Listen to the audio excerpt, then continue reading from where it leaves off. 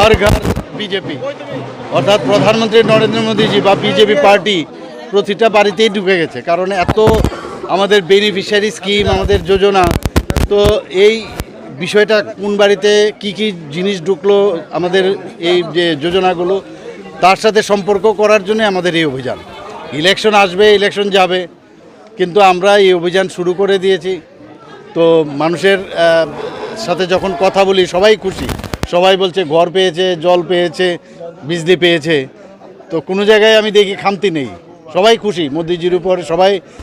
আশীর্বাদ দিচ্ছেন ওনাকে বলছেন যে আবার ওনার আসা উচিত আমাদের ত্রিপুরা সরকারও যে বিজেপি নেতৃত্বাধীন যে সরকার চলছে ওনারা চাইছেন আবার আসতে তো সবাই খুশি তো সেই অভিযানের কারণে আমরা এসেছি আর ৮ নং বর্দুয়ালিতে প্রতিটা বিধানসভার মধ্যেই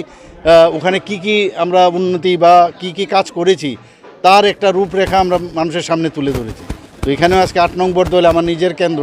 তো সেখানেও এসেছি আমাদের মাননীয় আগরতলা মিউনিসিপ্যাল কর্পোরেশনের মেয়রও এখানে আছেন দীপক মজুমদার মহোদয় আমাদের ২০ নম্বর ওয়ার্ডের এখানে ২০ নম্বর ওয়ার্ড যেহেতু তো আমাদের ওনার